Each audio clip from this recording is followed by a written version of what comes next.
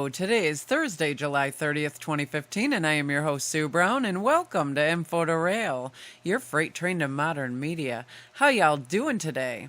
Well, I'm going to start off by telling you it is another hot day in Canandaigua, New York, and it is beautiful out here. Last couple days have been pretty warm, and today is no exception. Welcome to our show, and we have a great show in store for you today. We're very fortunate to have ghost hunter David L. Sloan with us today. First, we're going to take a little glimpse into the missing person file. We have Sebastian Akers, age 12, of Nevada, Iowa, was last seen in Boone, Iowa on 7/29/2015. So that was yesterday. He is 5'7" tall, 160 pounds, has blonde hair, blue eyes. He was last seen wearing jeans, a gray t-shirt with a heavy Hitler logo on the front, and black DC skate shoes. He is believed to be traveling with a Zachary Hollenbeck, age 18, approximately 5'11" tall, 155 pounds, and a shaved head. Zachary was last seen wearing purple shorts and a yellow t-shirt. Anyone with any information on his location, please call the Nevada, Iowa Police Department at 515-382-4593 or 515-382-4305 or call your local 911. The second one we have on here, this one was really sad as well. This is Dior Coons Jr., Deorr, age 2, was last seen in Leodore, Idaho, while camping with his family at Timber Creek Campground at Stone Reservoir on July 10th, 2015. Coons has blonde, bushy hair and was wearing a camouflage jacket, blue pajama pants, and a camouflage cowboy boots. If anyone spots the boy or something unusual in the area, they're encouraged to contact Lehigh County Sheriff's Department at 208-756-8980 or call your local 911. As I tell you guys every week, this is something I'm very passionate about. I've always been into trying to help out with getting the word out and finding these missing persons. It's so important to me. I always think about, I have 4 girls, and I always think about, God forbid if one of my children ever went missing or someone in my family. And I would so hope that, the public at large would help out and, at least try to find answers. My heart goes out to the parents and the families of these missing people. God bless you, and may God bring your children or your loved ones home safe. So please, guys, go right on our website, Info2rail, Google Sites, and right on there is a picture of these missing people that I put out here. I post a picture every week with the week of the interview that I've done, and it stays up there for a full week. Go on there, check them out, and look around. We're going to take a short break, and when we return, we will have David L. Sloan with us. Stay tuned. Don't go away. We'll be right back. Okay, we are back with David L. Sloan. David launched his paranormal career in 1996, founding one of North America's first ghost tours in Key West, Florida. He curates South Florida's largest collection of haunted objects, authored a dozen books, studied Santeria and Voodoo, and has dealt firsthand with dark entities and spirit possessions. Sloan was instrumental in Robert the Doll's move from museum storage to permanent display and remains the authority on the haunted history of Key West and the Florida Keys. He is frequently featured on national television and is a regular on several paranormal radio programs. David lives in Key West and operates Sloan's Key West Ghost Hunt. Hello, David, and welcome to Info2rail, and thank you so much for being on the show. Hey, it's great to be here. Can you start off by telling our listeners about you and how you got into the paranormal? Yeah, I kind of stumbled into it. It's one of those things where I don't feel like I chose it. I think it chose me. And it started when I was a kid. I had a kindergarten teacher who used to tell us about the ghost that was in her house. She had a Native American spirit, and it was great. I mean, every day we'd come in and she'd start the day by telling these stories. And one was, about him knocking around behind the walls. And then one day it was about him throwing her cat down the stairs. I mean, he used to terrorize her cat. And she told us, she said, I got a photograph of my ghost and I'm going to show it to you one day. And she kept teasing us every day saying, I'm going to show you the picture. And then sure enough, the last day of class, she came in and she had a slide photograph, and she had taken a picture of a flower pot on her in her kitchen window, and you could see this Native American spirit standing behind it. And from that point, I was like, wow. And not long after that, my family had a hotel in Mount Airy, just right outside of Philadelphia, and my great aunt ran it. It had been my grandfather's hotel. And they always used to talk about how my great-grandfather, they were talking about how my great-grandfather haunted it. So as kids, we'd go around looking for his ghost. And it was kind of cool. I do believe that I saw it once looking down at one of the third-floor windows from us when we were out in the parking lot. But as kids, we'd go around, we'd do those things. My great-aunt would tell us the stories from there. She had a lot of long-term tenants. Like there was one writer, he came there to finish one of his books. And she heard him up all night. She heard the typewriter keys just clacking away. And when she saw him the next morning, she said, boy, you sure were working late. And he goes, what are you talking about? I was staying with a friend in the city last night. So cool stuff all along. And then it kind of progressed from there. Let's see here. Well, I started working in the hospitality industry, hotels, restaurants, and then I managed cruise ships. And I had kept the interest in the paranormal all through that time, but I never thought it was something that I'd pursue as a career. It was something where I just thought, hey, I like it like everybody else does. But I took a trip to Scotland, and I stumbled upon a ghost tour there. And this is before there were ghost tours in the United States. And I went on this ghost tour and I thought, oh my God, these people are making money telling ghost stories. And, they always say, do what you love doing. So I quit my corporate job and I moved to Key West and I started one of the first ghost tours in the country. That is awesome. So, that brings me to Robert the Doll. That is one of the most fascinating things that I have ever read about. Can you tell us about Robert the Doll? Yeah, Robert, he's known as one of the most haunted dolls in the world. A lot of people believe he's more haunted than even Annabelle. But his origins, he arrived in Key West around 1904, and he was given as a gift to a child named Jean Otto, and Jean was 4 years old at the time.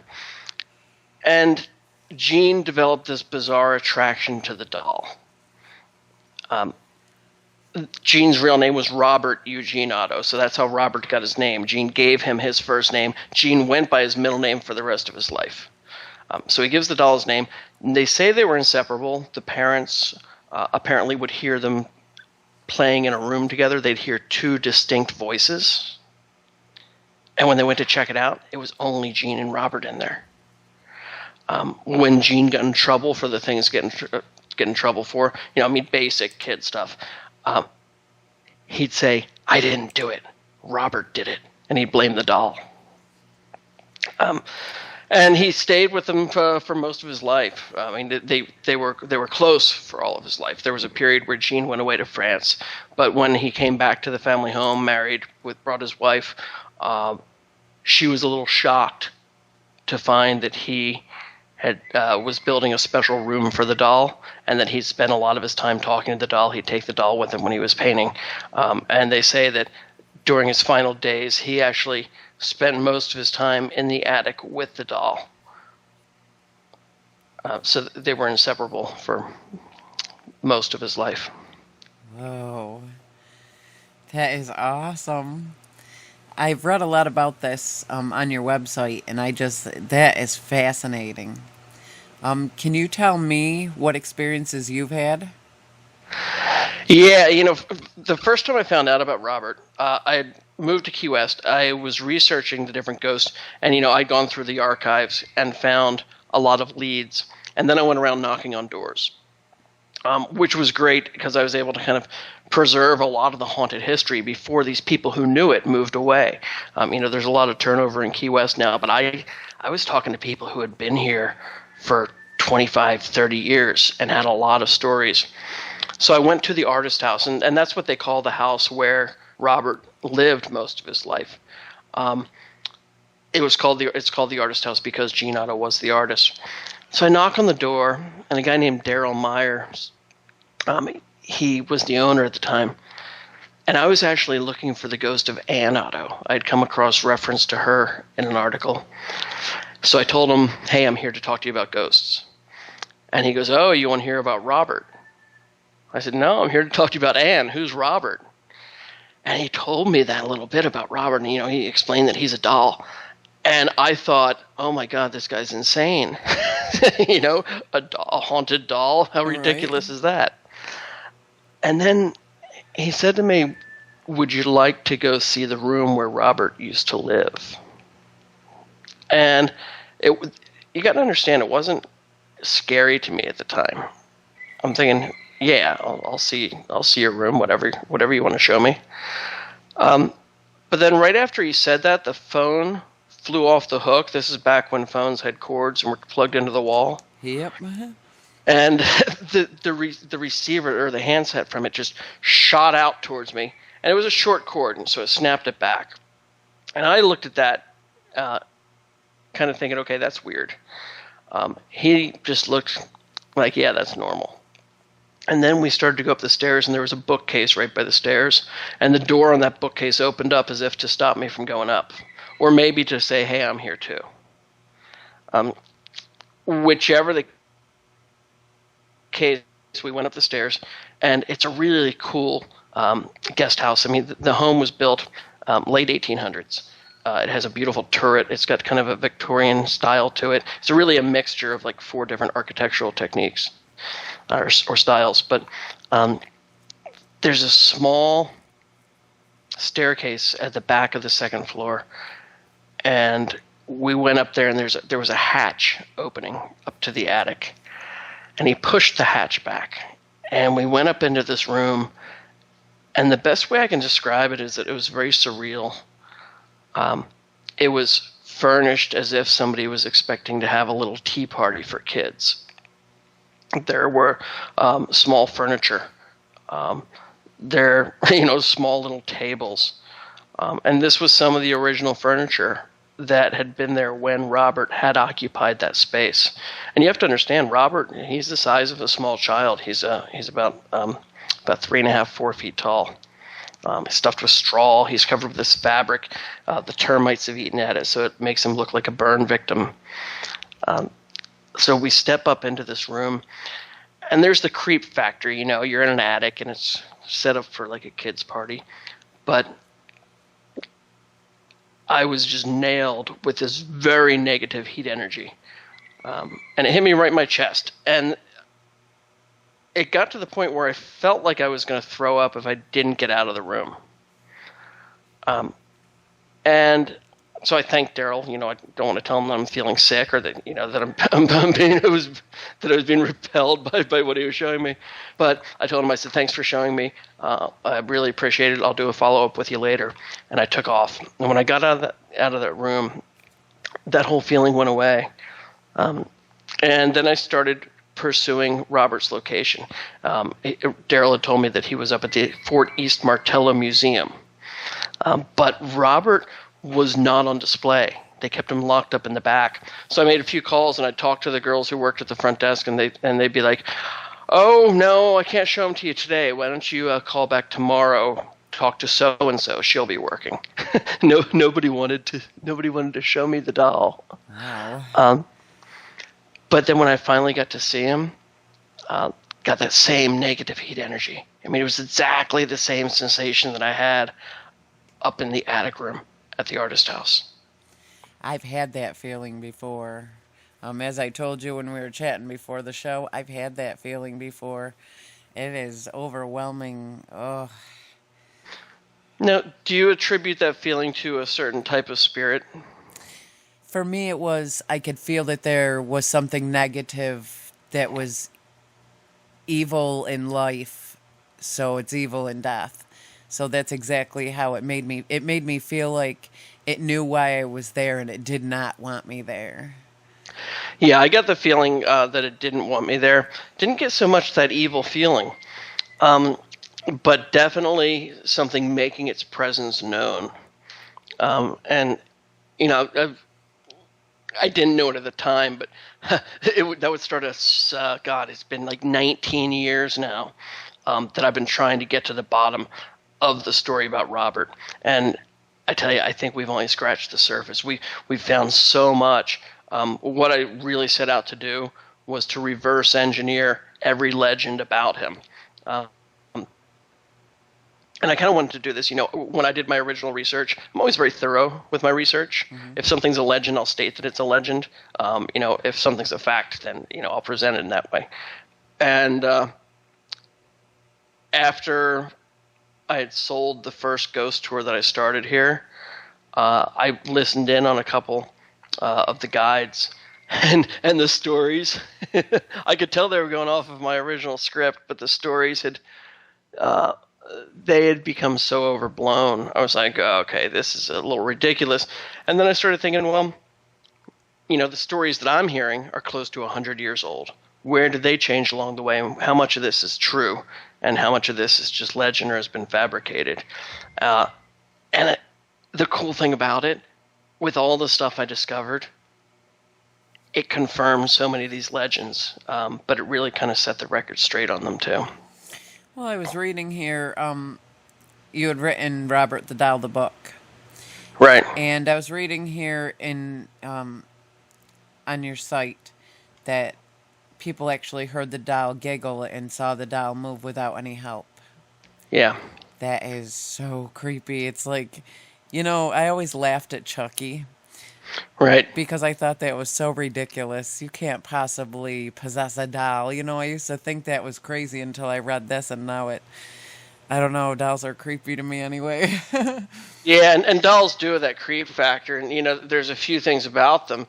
One of those things, because they slightly resemble us, and there are entire studies there done that talk about the creep factor, and like if we see a robot hand, it's not all that creepy, but the closer it gets to being an actual human, the more we can sympathize with it, and if it's not quite moving, then it does repel us to a degree.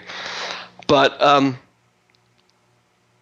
yeah, the people hearing him giggle, I've talked to people who lived in the same house as Robert, and they confirm, yeah, this is what I heard. And I've heard a lot of people tell me ghost stories through the years, and I'm not saying I'm an expert, but I usually can, you get that sense when people are fabricating something, when you look at motive behind why they're telling you these stories, and these people came across as very sincere. And another interesting thing, when people talk about the doll moving, there was the plumber who actually saw the doll move from one side to the other. There are people who have seen him moving around. A couple of factors that I think are at work. When you see the doll, and I've seen him where he looks just like a doll, but then I've seen him almost come to life. And what it is, his eyes will be dull. There's no expression on his face. There's no movement in the case. And then just in a snap, you see a gleam come to his eyes. You can almost see a happy or mischievous expression. And you get the sense that there's something moving around within him. And I believe that that's the spirit that's attached to him. And I think a lot of people who have talked about him moving, they'll see this spirit come out of the doll, and it's as if they're seeing an apparition. So it's pretty intense stuff. That is awesome. For me, I think the excitement for me when it comes to anything that has to do with a haunting is, it's that that little tiny bit of excitement that what you're looking for is gonna happen. So for me, that would be awesome. I read on here that voodoo was suspected with this doll. Was there any voodoo attached to this doll that you ever found out about? Yeah, the voodoo is still something that I'm digging into. Originally, a lot of people who will tell you the story, and a lot of the stories floating around on the internet, they say that the doll was given as a gift to Jean by an angry servant who had been mistreated by the family, and that she had practiced voodoo, and that she instilled voodoo in this doll. Right? We know that's not the case. I discovered that Robert was actually created in Germany by the Steiff Company. He's a very rare doll, but I found, I talked to some Steiff experts, and we've confirmed that that's where he is from. I actually found information on Jean's mother traveling over to Prussia, which became Germany, and I have the shipping records. So I actually likely have the name of the ship that Robert traveled to the United States on, and it matches up with the 1904 date. The Steiff Company, they're the ones who invented the teddy bear. But this doll, very rare, and something that we discovered that makes Robert even creepier. He's dressed in a sailor suit now, but he was originally made as a clown. Oh. So if people don't like dolls and if people don't like clowns, they get the double header here with Robert. And so the doll came over. The voodoo, though, I've found newspaper articles where the people who were there talked about voodoo charms that were resting on Robert's lap, and that he would throw those charms across the room. And I did find servants who were involved, not angry servants. No evidence they would have placed a curse. We can go into that more in a minute. But what I do think. Sorry, Robert just Robert just distracted me a second there. With the voodoo, it's a possibility that Jean might have dabbled with Santeria. We have Santeria as our main. Well, it's our voodoo religion in Key West. It really it's more of a Cuban influence, which was then influenced by the slaves brought from Africa. And what they did is they had their own deities that they worshipped, or their own orishas. And the slave owners said, no, you've got to be Christians like us. And otherwise they beat them until they worshipped the same. So what the slaves did is they started worshiping their own orishas, but they gave them the names of Catholic saints who had similarities. Like Yemaya became the Virgin Mary, because she's associated with the color blue and with the sea. And so that way, the slave owners said, "Wow, look at them all worshiping all these saints." And they were in Cuba, so it was Spanish, and so they called them Santeros, or worshippers of the saints. And then that became Santeria as the religion. So we definitely have that strong influence here in Key West. So Jean may have practiced that. It may have been involved with the doll earlier on, but I really think that the servant involved with Robert had good intentions. Huh. You just said a few minutes ago that you were distracted by Robert. How does he distract you? Does he communicate with you? I usually try to block him out. I've had some really bad experiences during the research of the book. I dropped the book project several times just because things were so freaky. During the course of writing, I lost, was it three? I lost 3 or 4 computer hard drives. Every time that the computer seized up, it was when I was working on the book. 2 of the computers, I could get information off them, but they were just toast. By the third time, I had everything backed up. I had it backed up to the cloud. I had an external hard drive. I had a paid subscription service where every keystroke was being backed up someplace in Texas. And again, I was writing about a certain thing about Robert, and boom, it froze up. I was able to recover all my information except the manuscript. None of the places had it. It wasn't on the cloud. When I got the hard drive sent to me by this company in Texas, everything was there except the Robert book. I mean, it's not possible for that to be happening, but it did. That's crazy. Yeah. So, do you feel like somebody doesn't want you to tell this story? I think Robert was. There's more than one entity around Robert, I believe. I believe that Robert is an innocent little boy. I think that Jean Otto's spirit is probably with Robert a good deal of the time. And then I believe there's two other entities that don't have the best intentions. I think those are the ones that like the fear factor of Robert. I think they're the ones who like causing problems. I think they thrive on the energy of people coming to see Robert, looking for something bad to happen. Oh. Wow. I've never experienced anybody who has experienced what you have. No, Yeah, and that's cool. God, when some of it was happening, it wasn't cool at all. I mean, I was convinced that I'd gone crazy, or maybe that I had a brain tumor. I mean, because I believe in ghosts, I believe in spirits, but I always try to take a skeptical approach and say, what else could this be? So, if a light flickers, I'm not just going to sit there and say, oh my gosh, Robert's communicating with me. I'm going to say, I live in an old house and the keys with, that doesn't have the best electrical wiring. And the light bulb was probably made in China, and it's just, so maybe that's what's causing that to happen. But, when certain things happen again and again, you start to wonder. The things with electricity, I had this bin beside the door, and we kept bike lights in the bin. And there were probably 4 or 5 bike lights in there. And we also kept the doggy bags, so they're right by the door when we take the dog for a walk. And I reached in there for some doggy bags, and every single light in that box turned on. And these are, the bike lights, they're not easy to turn on. It's not like just a quick click of a button. They have tiny buttons in weird places.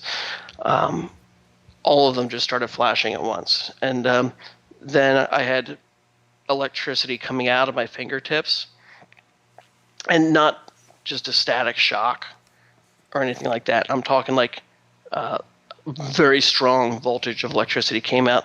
It was when I was just kind of tapping the side of my truck, listening to music, and it just, I mean, it was shocking. And then I had things with, there was a large palm frond on the ground. I was walking the dog. It lifted up. I mean, and this is a heavy palm frond. I'm talking it's like a 15-foot long palm frond. It lifted up several feet off the ground and came towards me, and then just boom, landed right at my feet. And it freaked the dog out. It was a retractable leash. The dog moves, 10 yards away. I start walking over by the dog. The palm frond picked up a second time and flew right at us and landed at our feet. Whoa. So there was definitely information that the different entities involved with Robert didn't want out there. I tried to be true to what I thought Jean Otto would want and what I thought Robert the child would want. And I tried to do justice to the Otto family. Anne Otto was really screwed over in life. So I tried to paint very accurate pictures of both her and Jean.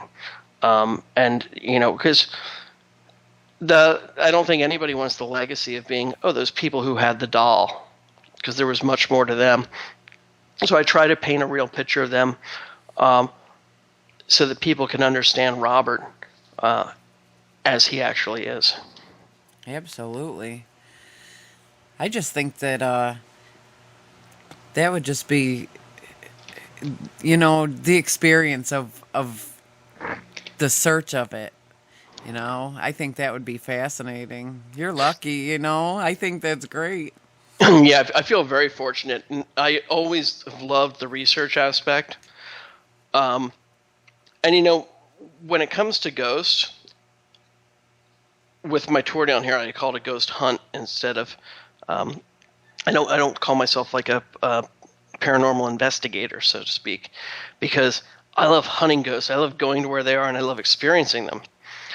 And I don't really care about documenting them and showing, oh yeah, look, here's what we captured, and this was this. I want to be there and say, I had this happen to me. Right. But in doing the research, because that's the other aspect I love, is finding out the real story. Um, there was so little known about the doll, but maybe 6 or 7 years ago, I just really started digging full force. And the internet's helped a lot in our ability to discover things. And every day, more and more information, a lot of old information is coming out. But I had my real break because I was Googling every combination you can imagine with combined with doll. Every word you could think of combined with doll. And the problem with the autos is everything you'd look up for them, it came up with the typical legend about Robert. But I was on an old doll website, and I saw a doll that had a couple of things that reminded me of Robert. And mainly, it was a seam down the face, right down the middle of the face. And I'm like, you don't see that a lot with the dolls. So I started looking around, and then I found that this was a trademark of the Steiff Company. And then I was able to start digging, and I was able to find a Steiff expert, and I was able to send her pictures, and I was able to send her dimensions. And it took a lot of work. I mean, she had to consult with another Steiff expert in Germany, but through the measurements, we discovered, this is a very, very rare Steiff doll. But so finding out that origin, something that people have not known for half a century, to discover that, I still just get the biggest thrill, thinking about that.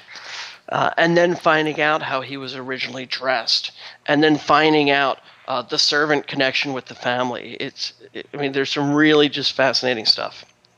Definitely. I like the search for the background of things that are supposed to be haunted as well. A group of us had gone for a walk. It had to be a week ago or 2 weeks ago, and we have a cemetery down the street, and sometimes crazy things happen in my house, like the lights will flicker, and I'll shut my door and it's sealed shut and it'll open by itself, or it'll be propped open with something and it will shut, and things like that. But we're walking, and I have 4 girls, my oldest being 21, and then I have a 19-year-old, a 13-year-old, and a 7-year-old.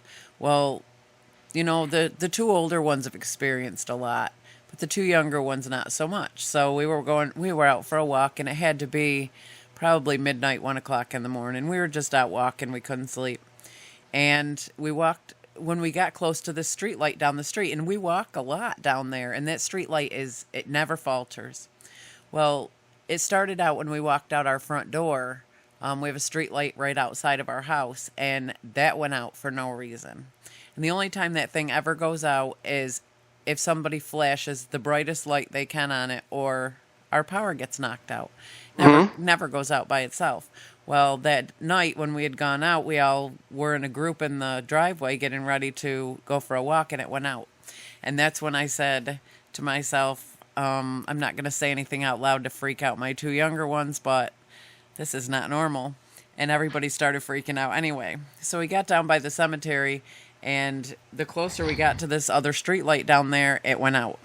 And it's not even under it yet, and it went out. And the kids are freaking out, and I'm just inside. I'm going, oh, whatever this is, please don't be evil and bad. Please don't do anything bad. I got my younger kids with me, and that's not cool. So we walked around the cemetery, and we saw some pretty creepy things.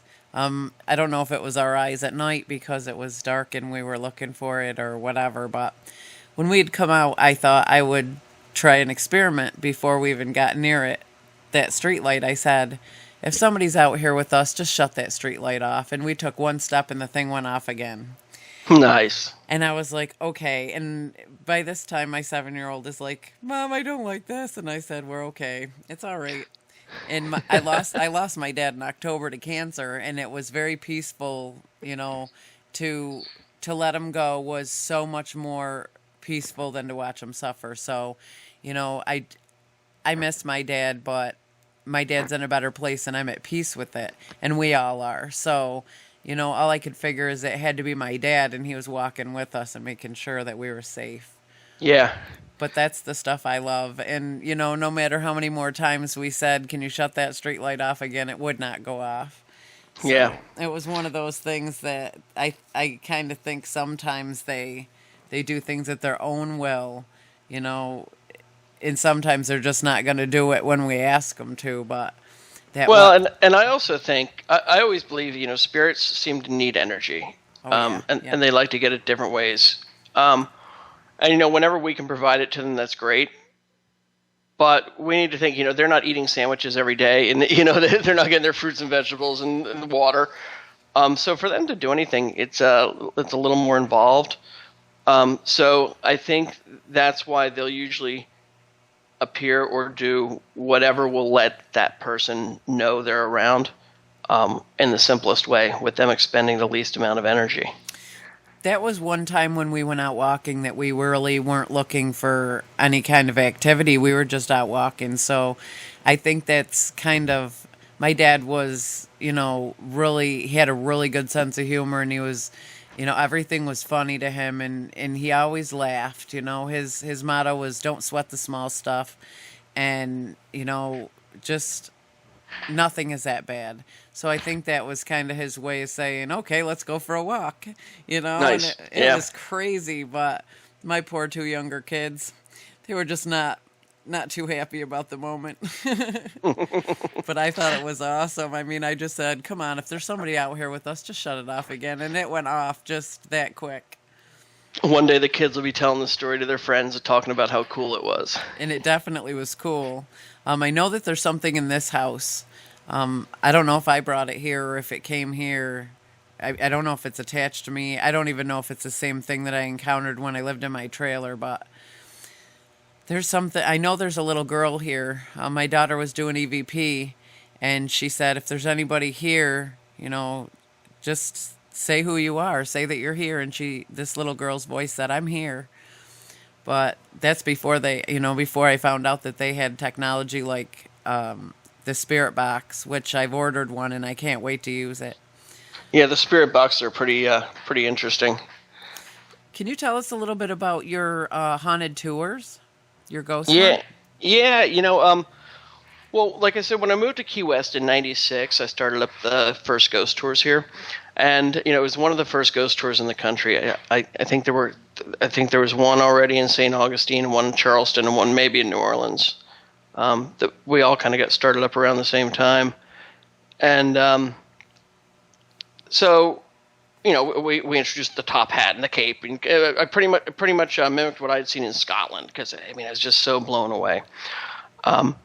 And I kept digging up the haunted history, but then the cool thing was the tours got very popular, but it started becoming too much of a job, not as much of a passion. I wasn't getting to do the things I loved about it, so I sold that. And so then for many years, it was so cool. I got to go around the country, and I helped friends set up ghost tours in different places. So, I set one up in Newport, Rhode Island. And then I kind of helped people in a couple places in Georgia. Fort Lauderdale. I got to research San Juan, Puerto Rico, which was a really cool place. And, you go to different cities now, and you'll see a half dozen ghost tours in the same city. I was looking at what everybody was doing, and they were doing the same thing. It was still just, dressing up and telling the same ghost stories. But everybody's so into the TV shows. And I'm like, well, let's make them feel like they're doing what they do on the TV shows and give them the equipment. So what I do is still the tour. You're going to get the history. You're going to get the ghost stories. We're less theatrical. That's why we call it a ghost hunt. But we go around and we give every guest either a K2 meter or an infrared thermometer, and we use dowsing rods, and then whoever's leading the tour will use a spirit box so we can actually talk to the dead. And we've got a lot of trigger objects that we use. We'll do a little bit of pendulum dowsing. So there's some really cool stuff that we introduce to the tour, so people get a taste of all of that along the way. So it's pretty wild. But yeah, so we're the Key West Ghost Hunt. So what have you experienced? I've had some interesting things through the years. Like the other night, somebody got scratched on the tour. I've seen like 4 or 5 people get scratched. That's the more intense. That's not normal. We have hits on the equipment all the time. People get photos of orbs all the time. I like photos of apparitions more than I like photos of orbs. But we've got this one portal that we go to, and there's a lot of shadow people. We've been getting just bizarre photos this past month, and it's right near a little churchyard. And years ago, we used to go back in there, and there's an old sea captain's grave. He's a descendant of Thomas Jefferson's. And people have been telling me for about a week, he doesn't like you here. He doesn't want you back here. And then one night, I'm shining my lantern I'm leaning up against the wall by his grave. Somebody says, "Look out." And there was an albino scorpion that must have been 14 inches long shooting up from the grave, running towards my hand. Wow. And we have scorpions. I've never seen one like that in the Keys. I mean, this thing was huge. But then the next night, you could feel everything change about this place. A lot of times we'd walk in and all the trees would start blowing, like the wind would pick up. Everything went completely still. I got that really just negative heat energy again, right in my chest. And then I felt it was like an icy face came right up and almost stuck half its face in my ear. I'll give you the clean version of what it said, but it told me to get the hell out. And the way it said this, and I heard it, and I would have loved to have seen the expression on my face. And in the middle of the story, I just stopped everybody. I said, "We're going to go to the next stop," and we got out of there. So that was bizarre. The other the strangest things for me have been when a ghost has walked through me. Because it's difficult to explain the sensation, but it's almost as if somebody takes chilled water and was able to push it straight through your body, but it moves through at different speeds, depending on whether it's passing through skin or bone or muscle. So I've had that a few times, and those always stick with you. I have a lot of people that I talk to about the paranormal and such, and so many people have never experienced anything. Do you believe that you have to be a believer to experience it, or do you think that we can actually shut it out so we never experience it? I believe it all ties into vibrational levels, and I think everything vibrates at such slightly different levels that it determines who's encountering that. So, and I think science will start proving this more in the coming years. But I get people on the tour who really want to see a ghost so bad, and oftentimes they don't. And I get people who didn't think they'd see one, and they do. I had one tour where we were standing in front of an old theater, and somebody points to the back and said, "What's that?" And we all saw this mist, or it was like a ball of cotton, and it was rolling towards us.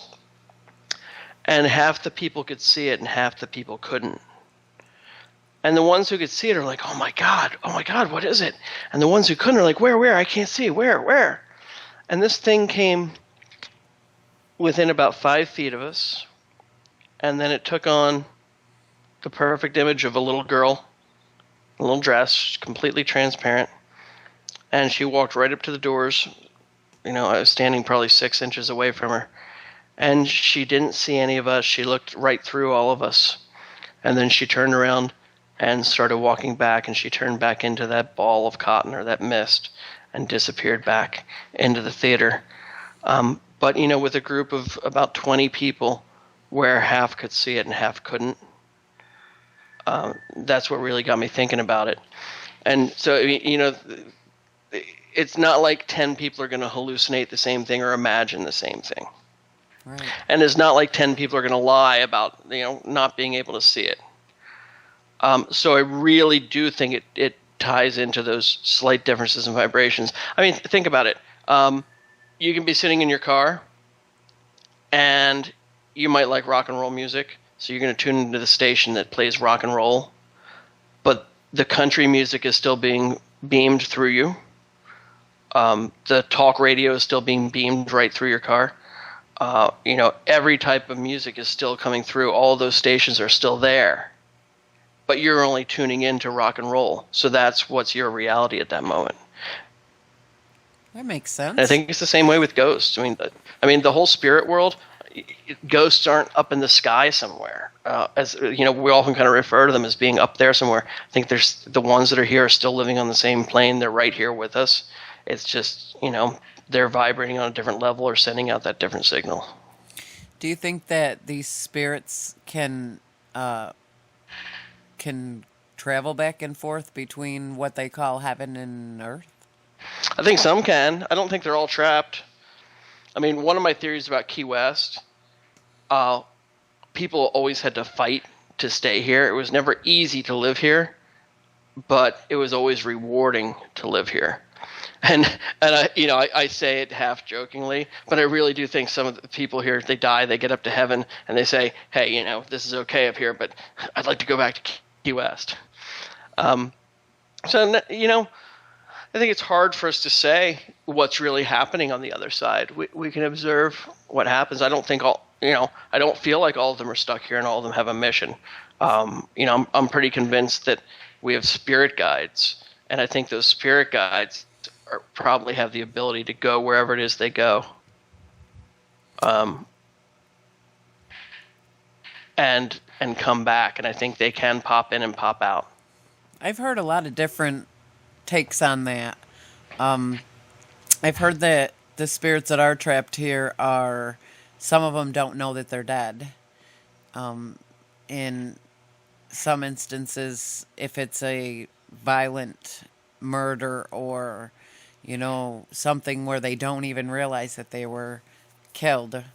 I've heard that. And I've heard that they're, I've also heard people try to explain that if you are, if you're not going to heaven because you're evil, that this is where you're trapped. So, but I've also heard a lot of instances where people's loved ones have visited them. So, it's kind of it's a question I've always had. Because if you read your Bible, you're supposed to go to heaven and it's peaceful in heaven and such. But, it kind of, what I've experienced is a little bit different than that. Yeah, it's there are so many theories out there. And I don't think we'll necessarily know which one is true until it happens to us. And maybe even then we won't know. That's definitely true. What different places do you guys go to on your hunt in Florida? We mix it up a little bit. It's all based in Old Town Key West.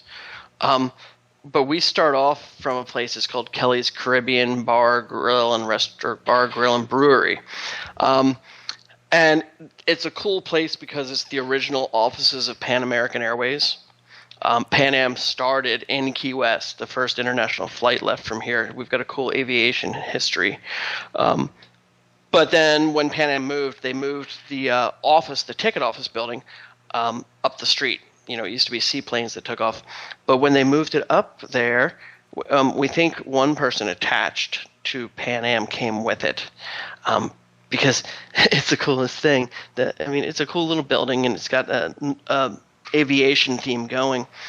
But you'll have adults who don't see this ghost. Only kids see her.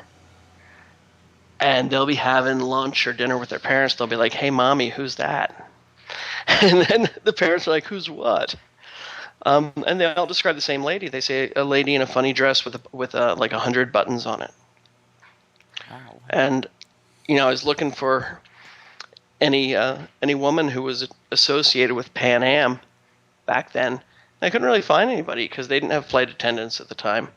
It didn't have a list of everybody for the ticket office. But what I did find was a guy named Ed Music, and he was like the really cool pilot for Pan Am. He'd fly all their first flights. He'd fly all their best planes. He used to be a barnstormer, and he had his wife Cleo Music, and I found a picture of her. And sure enough, she was wearing a dress with a lot of buttons. I don't know if it was hundreds, but and the door where she kind of appears, it's where the door to the ticket office would have been, where she would have stood watching towards the runway where he would have come in and landed. So I think she probably impressed a lot of energy there, waiting for her husband to return.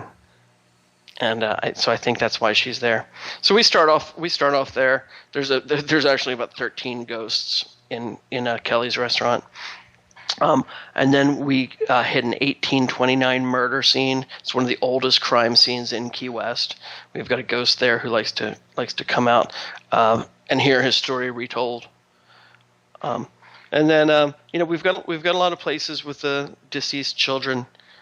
So we hit a couple of those along the way. There's a nanny who inadvertently killed some children that she was caring for. She's kind of trapped still. Oh, nice lady.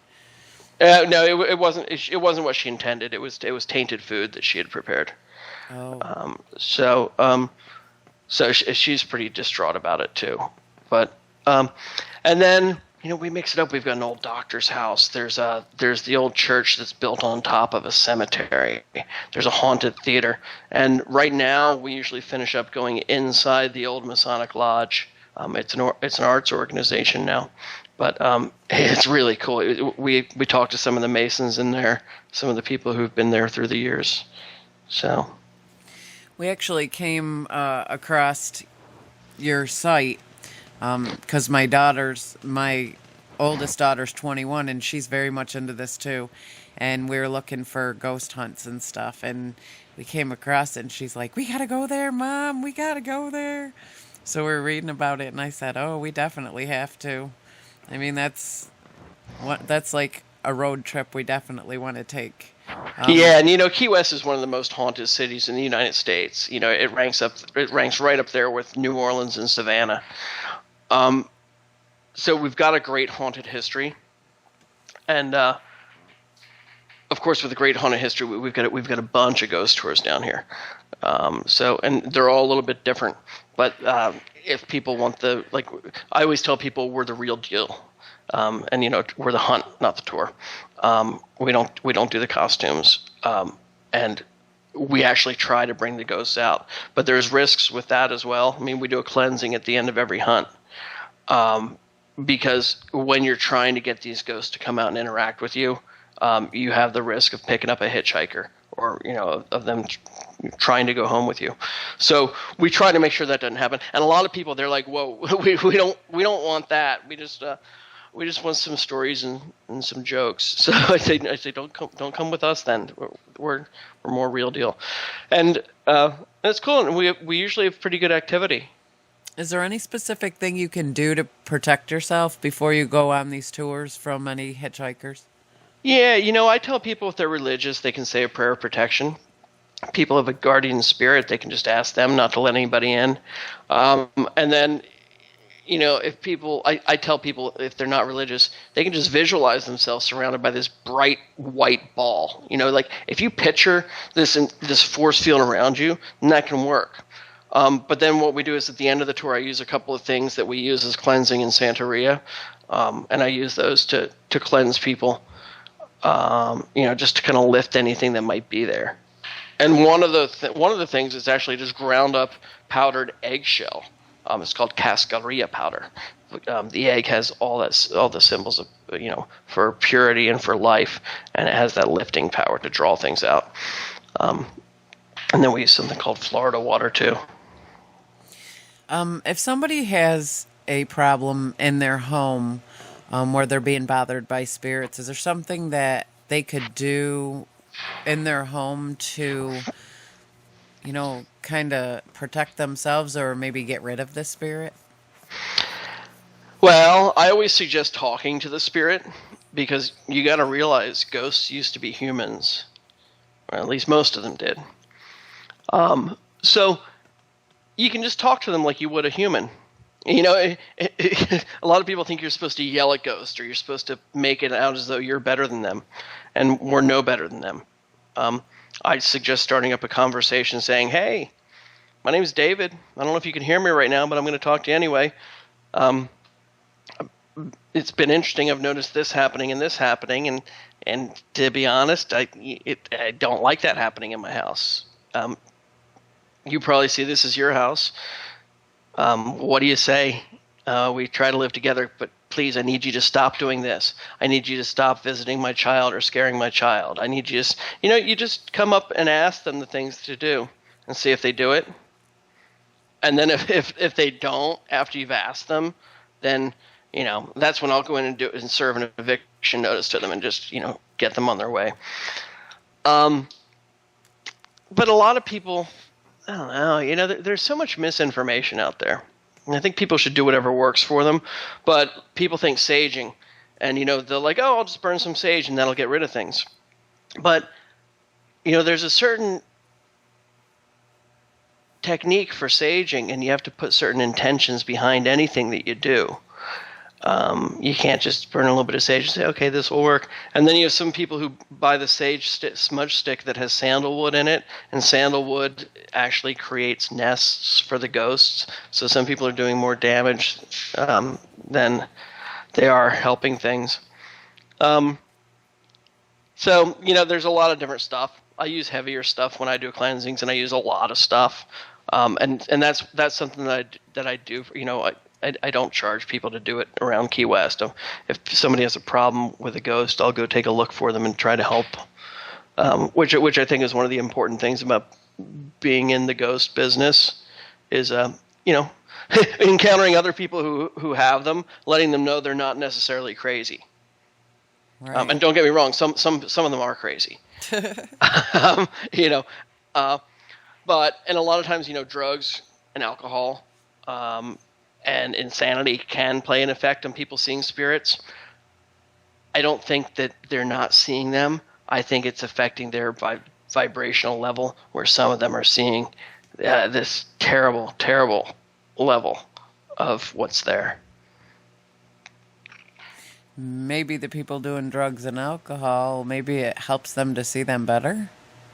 Yeah, without doubt. I think it takes them that level, but it also opens doors that in the weakened state they don't have the ability to close. See, I've done a lot of research in the paranormal because to me it's a fascinating subject. And what I have figured out is, all these little kids who say that they have an imaginary friend or, somebody that plays with them and stuff. And us as parents were, oh, that's silly, it's ridiculous, just imaginary, there's nobody really there. But in my research, I actually believe 100% that they're not imaginary, that these kids are indeed playing with somebody, that there's really somebody there that they're interacting with.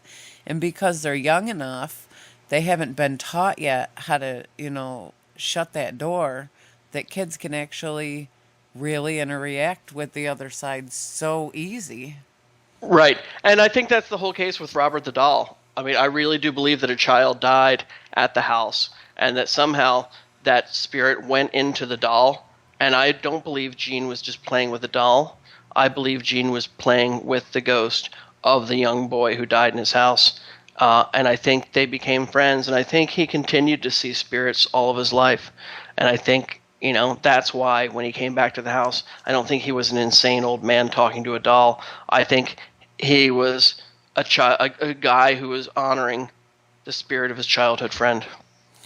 Well, that's the thing. Society is so quick, right? These days to shut you down if you state that you've seen a ghost or experienced a paranormal activity.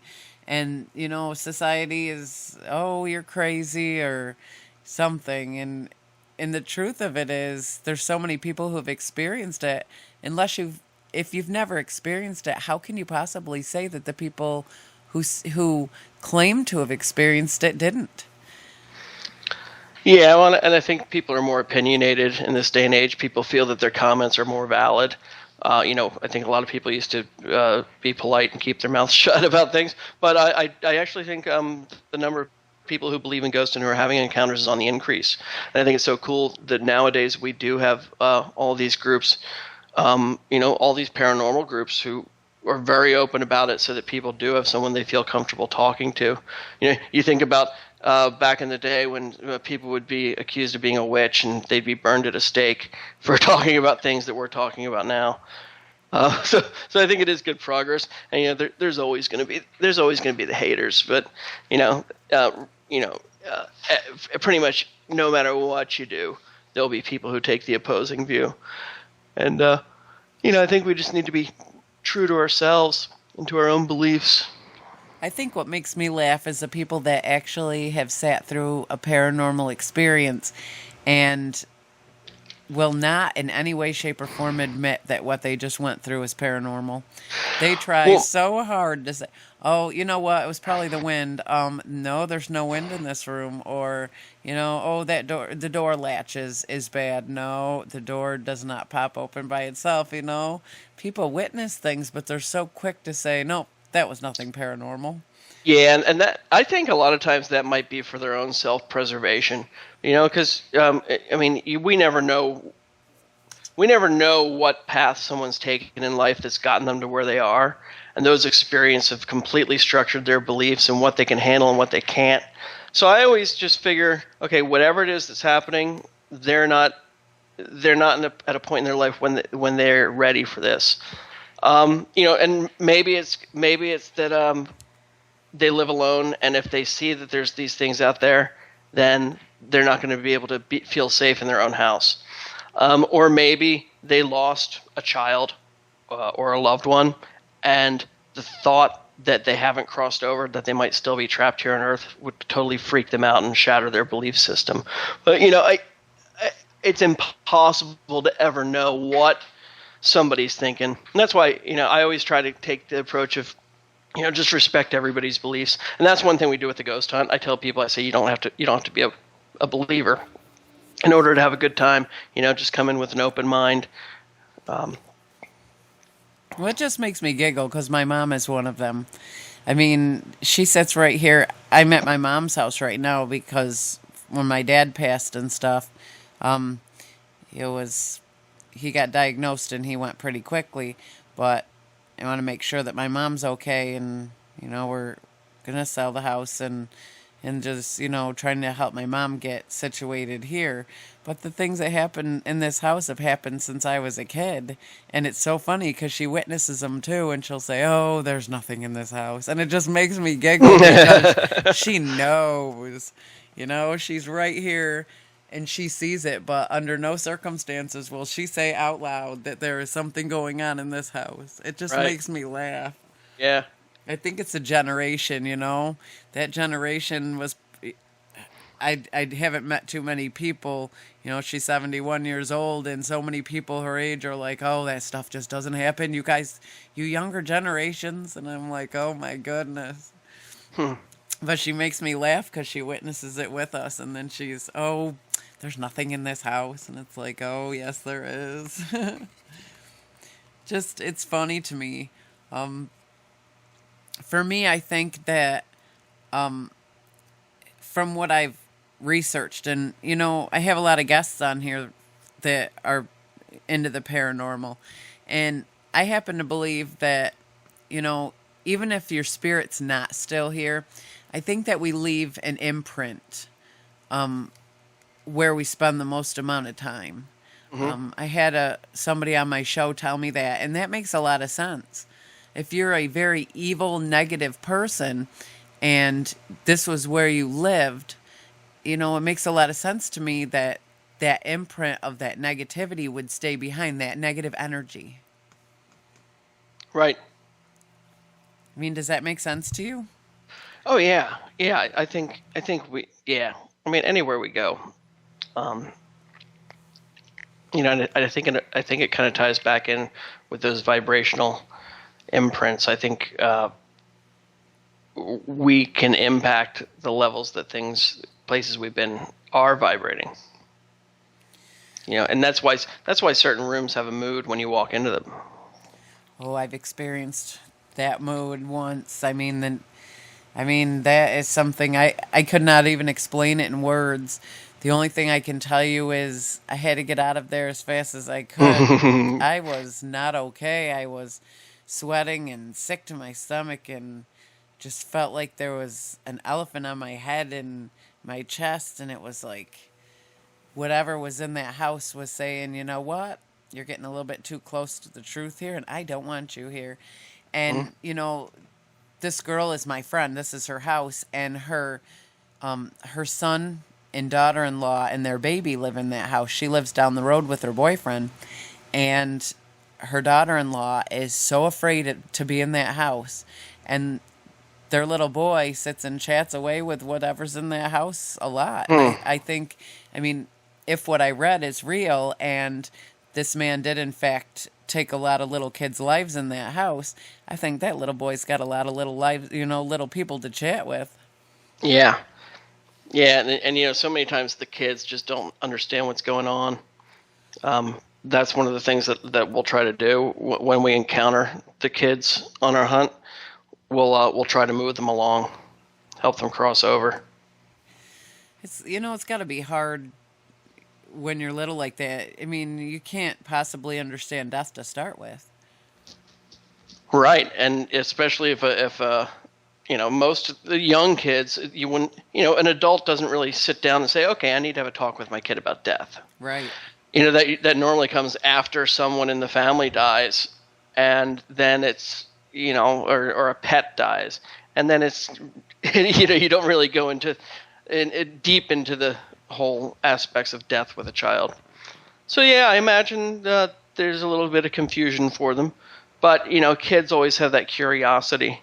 So I think even if they don't know, they still keep being kids.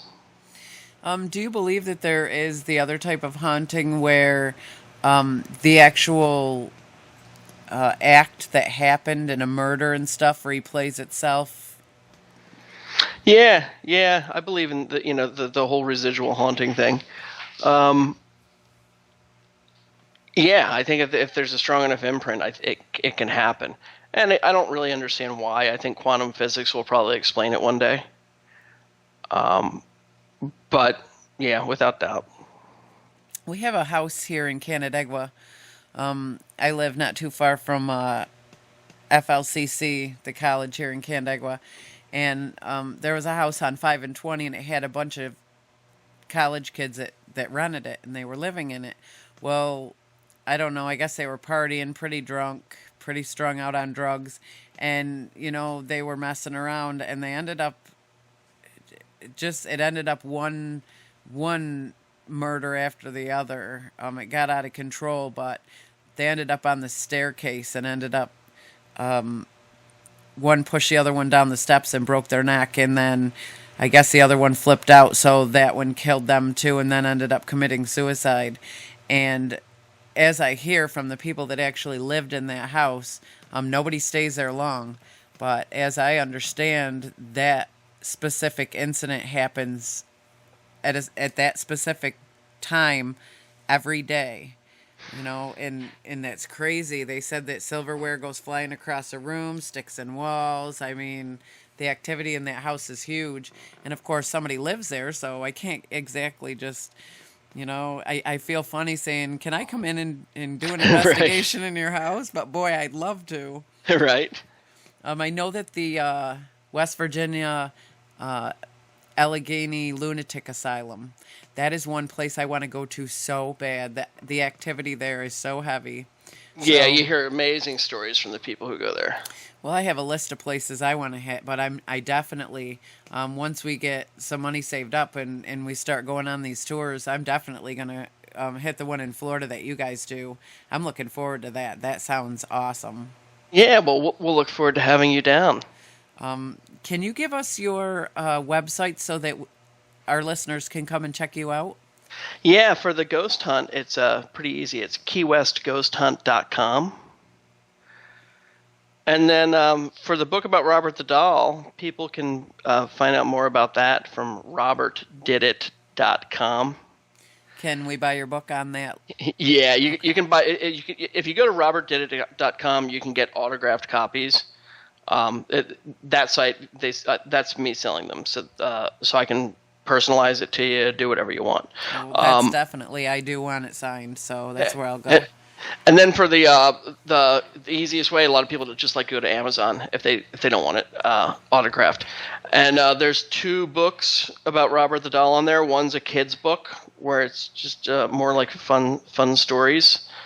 Ours is the one with just the black cover with a small white image of Robert. All right. I mean, I encourage, my listeners to go on there and check this out because, this is fascinating. And I have so many friends and so many listeners that are so into the paranormal.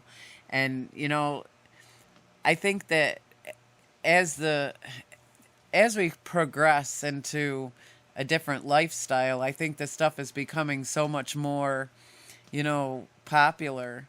And I think that we're starting to see more because, I don't know, if I go by the Bible and the end of time is coming and, everything is going to start being revealed and, I think that we're going to start seeing a lot more. And this is so fascinating. I want to thank you so much for taking your time to come on and talk with us. I mean, this was great and I learned a lot. I've really enjoyed it. You're a lot of fun to talk to, and I enjoy everything we discussed. Well, thank you. Can you tell us about all the books that you've written? Yeah, give us the names of them so we can. Yeah. Some of the ones that tie in the most are Haunted Key West, Ghosts of Key West, Robert the Doll, and then there's a really cool one. I didn't actually write it, but I got it back into print. It's called The Lost Diary of Count von Kassel. He's the guy who was in Key West in the 30s who dug up the girl that he loved and lived with her body for 7 years. And this is a reprint of his diary where it talks all about. I mean, you step into this guy's mind for how he did all this stuff, and that's just crazy. Like Norman Bates.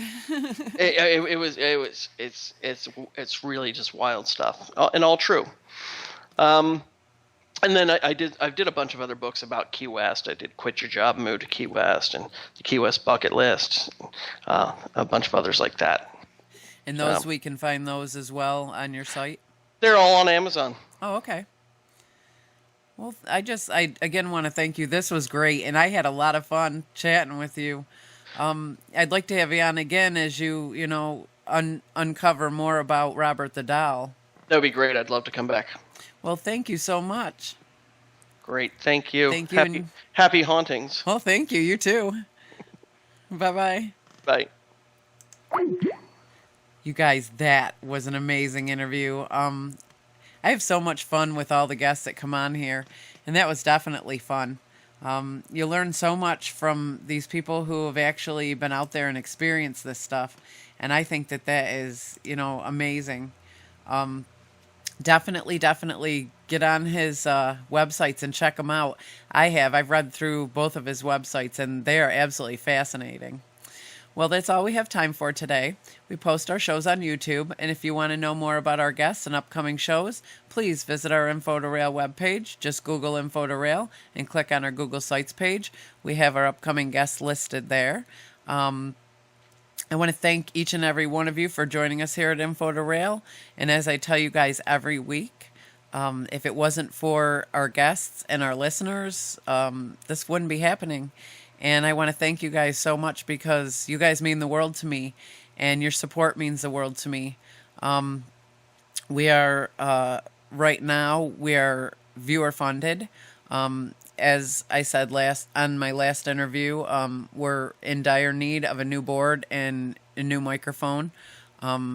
As boards don't last forever, and ours is kind of it's making it through, but I'm just not sure how long it's going to be. And I want to be able to bring you guys, these great interviews and keep coming at you. So we're viewer supported.